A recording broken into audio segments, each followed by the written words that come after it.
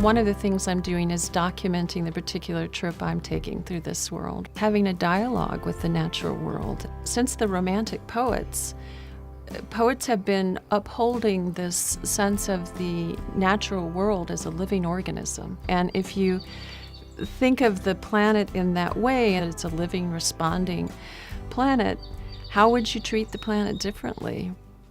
I started writing poetry in college, and then I came here to work at Appalachian State, and I've been here for 25 years.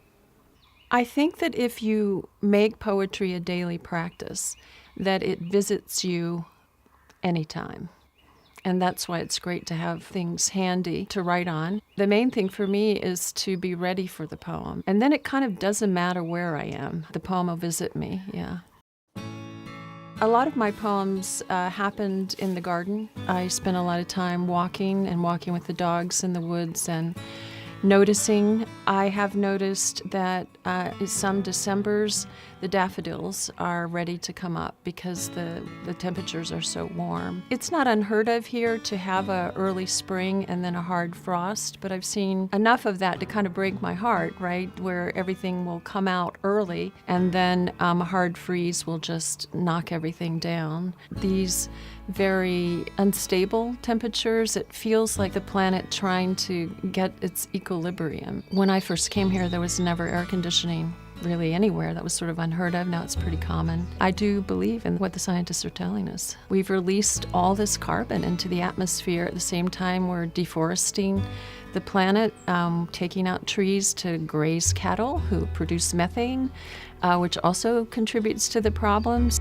And so now I'm at this place of, amelioration and what can we do to make the impact less.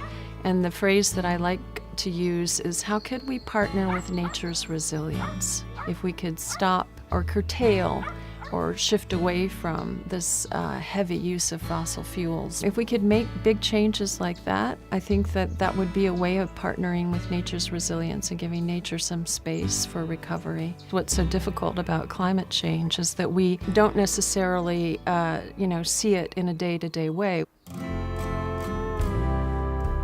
One of the things that writers can do is to witness, right? And to record the experience of climate change. I think it's not only about witnessing and trying to document what you see going on, but trying to imagine other stories, another future.